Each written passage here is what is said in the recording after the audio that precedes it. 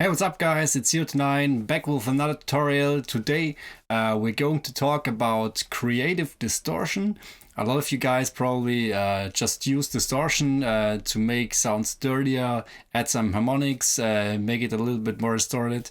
But you can also use distortion as a kind of creative effect, or to add some groove, make some transitions.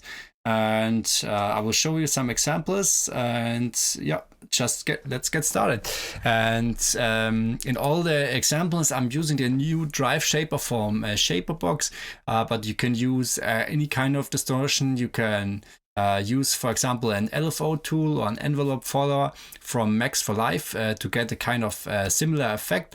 But I'm just using it here because it's really easy to see and easy to set up, so you can kind of get the idea what I'm trying to show you. But you can recreate it with your own plugins. And in Ableton, you basically have everything what you need for that. And we can also afterwards try to do it with Ableton stock plugins. So in this first example, we have a kind of breakweed loop. So let's say, okay, we want to make it a little bit more punchy and snappy. We can also use different stuff like compression, parallel compression, or transient shaping. But let's see what we can do with distortion. So I have loaded the Shaper Box already, and here you can see that it's very handy because you have your LFO or envelope follower already in the plugin, and then you can do all the settings. And another very cool feature is that you can use it in multiband mode, and which is very handy in this case, and I will also show it to you. So what I have done here is I have selected the envelope follower, so it automatically follows like the envelope of the incoming sounds, and that's very useful because I just wanted to enhance like the transients. So the kind of shape of the distortion is similar to the shape of the incoming audio, and if I play it, you can see what I mean.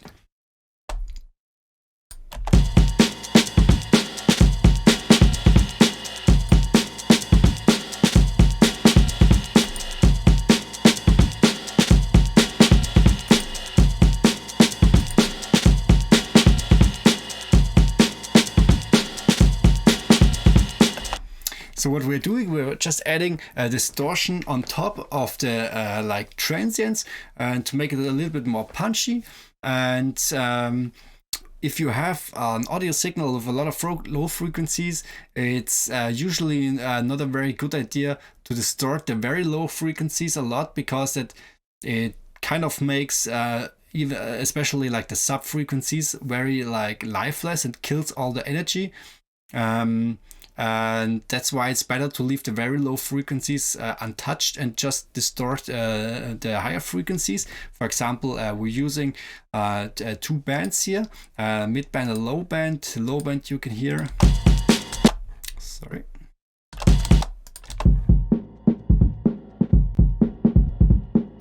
So the low band is just like the kick, or the bottom of the kick and the snare, and everything above will get distorted.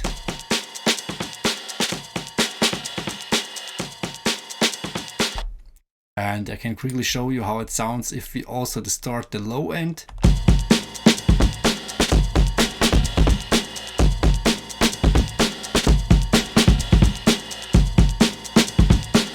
So you can see if we're also distorting the very low frequencies, it's kind of gets out of control. It's just too much, and it makes it a little bit muddy. So in this case, a very cool feature with the multiband to just use the higher frequencies and distort them. You can here select different modes. For example, in the Saturator plugin, you also have like different distortion modes. Just try it out and see what works for you. Then in the next example, let's see what we have here. So it's just a closed hi-hat loop, And in this example, I will show you to spice up like kind of static sounds to make it a little bit more interesting. So for example, you have just listened to it. It's like a really static. It's always the same hi-hat all the time. And to make it a little bit more interesting, we can use some distortion on top. And we're just using an LFO here. Which applies some distortion at this part and the end. And this kind of makes it a little bit more dynamic. And let's quickly listen to it.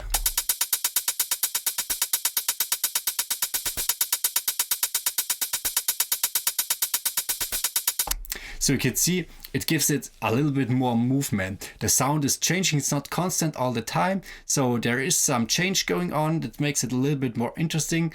And this is a cool example how you can make a sound which is like pretty static, a little bit more dynamic and moving. And this is really cool on stuff like that. For example, if you like hats, or if you have a like sound which is pretty constant and it's the same all the time, you can spice it a little bit up with some saturation here to give it a little bit of harmonics, but only in some parts. Especially cool and on like transitions or at the end of 8 bar or 4 bars to make it a little bit more exciting. Let's see what we have in this example.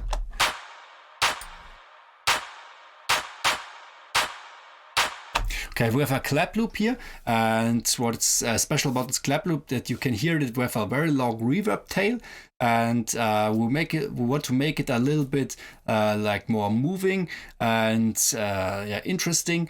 So we will add the shaper box on top again. And what I've created here, I've created a kind of complex pattern over 4 bars. And what I was trying to achieve to make the reverb tail a little bit more distorted, so that it kind of is like pushing into the next clap hit.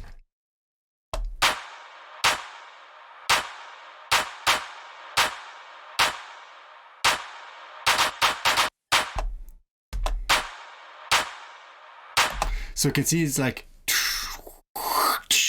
and then yeah, it's kind of like soaking into the next clap hit. And that's another example how you can use saturation as a creative effect.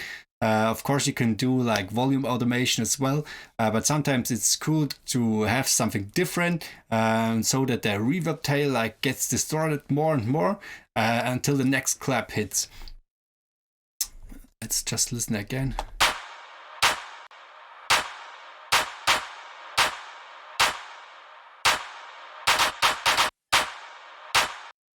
Yeah, I think you get the idea. It's like cool to make some special effects and to give the overall sound a little bit like more movement and more interest. You can hear that without the Shaperbox plugin, the sound is pretty static. It's always the same clap hit of the same reverb tail, but with something like this, you can make it a little bit more moving and gives a little bit more groove to the overall sound. Next we have a Synth Loop.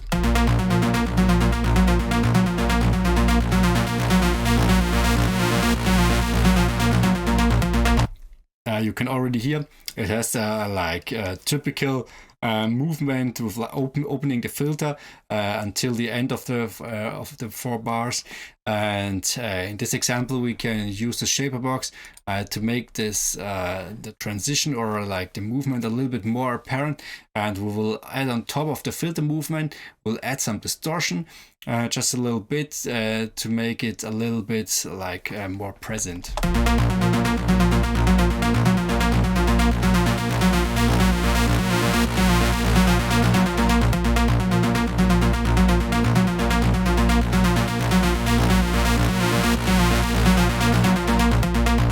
So yeah, as I said, it's sometimes cool to make like kind of a little bit different transitions. Usually what people use for the transitions is the filter or the decay of the filter envelope. But you can also use something like distortion to make just the distortion is going up and up and up, and then it goes back down to make the sound a little bit more interesting and moving.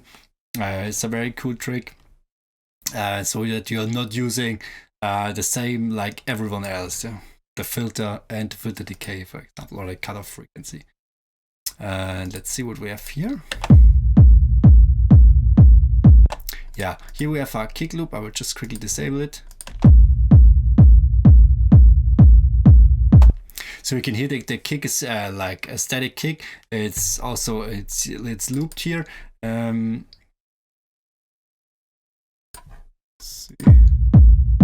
Yeah, it's always the same. It's really always the same kick. So what we are going to do now is, let's say we want to add some groove so that it's not that static. It's like a little bit moving up and down. And what we can do here is we can add some distortion here on the tail, on the rumble tail, so that it kind of makes it a little bit more dynamic and groovy. Let's give it a listen.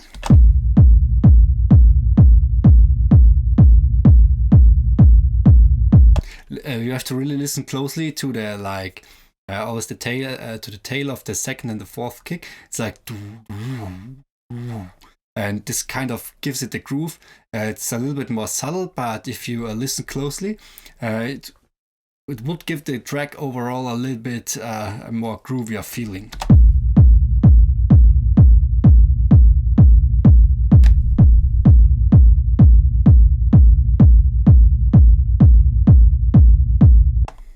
So yeah, in this case, you can see that you can also use distortion to make it a little your like low end a little bit more moving and interesting, and stuff like this is subtle, but it really can make a difference, and especially if you just have everything like kind of more basic.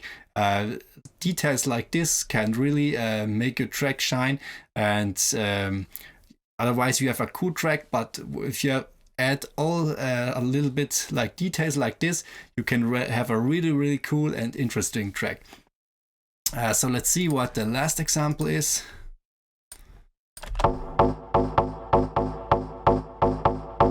Yeah, in this case we have a kind of percussive loop, and we can add some distortion top to make it a little bit more like different and interesting. Let's see.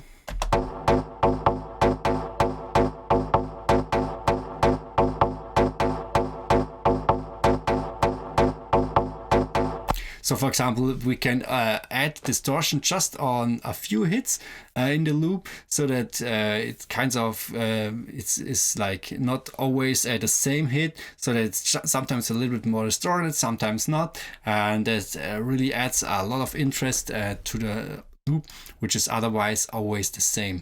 And with techniques like this, you can also like kind of make your own sounds. Even if you're like using a loop or something, you can still make it yours with applying different like techniques like this. And you can also use the same technique with filters and stuff, so that you can get very different results.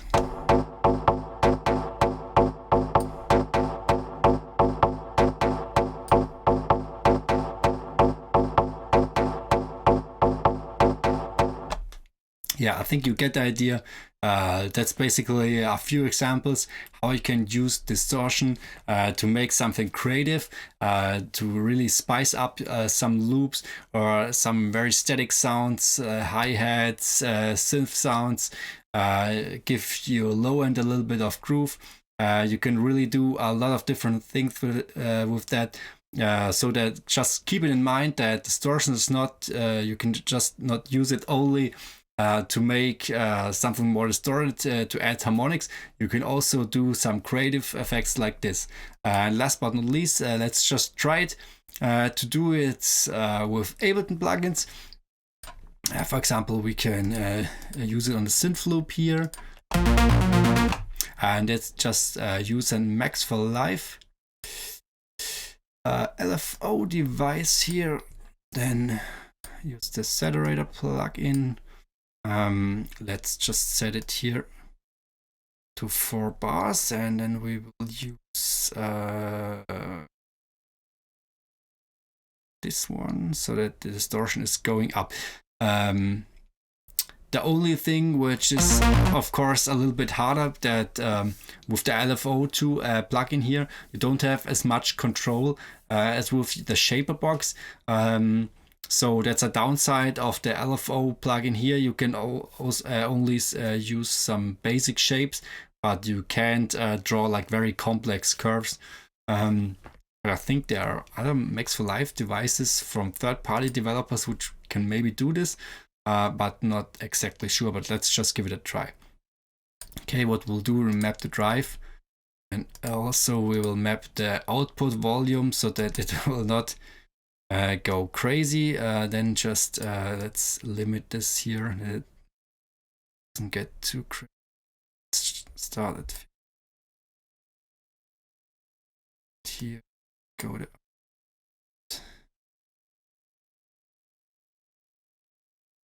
should be enough. Okay, let's go. Same settings. Just in.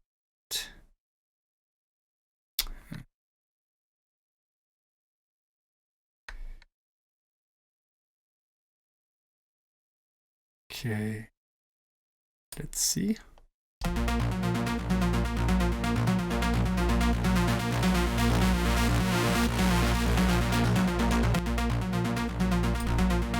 It's probably a bit too much. Let's just go.